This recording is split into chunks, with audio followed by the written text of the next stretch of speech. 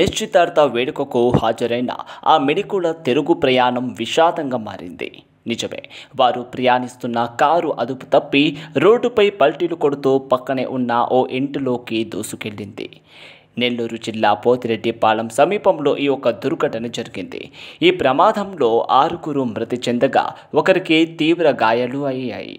ప్రమాదంలో ఇల్లు పూర్తిగా ధ్వంసమవ్వగా అందులో నివసిస్తున్న వెంకటరమణయ్య మృతి కూడా చెందారు. కారులో 6 వైద్య విద్యార్థులు ఉండగా 2 అక్కడికక్కడే చనిపోయారు.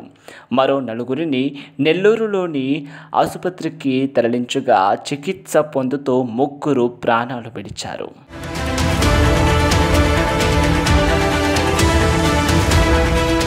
కారు బీభత్సంతో 6 మృతి చెందారు. తర్వాత పోస్ట్మార్టం అనంతరం మృతదేహాలను వారి కుటుంబ సభ్యులకు అప్పగించారు.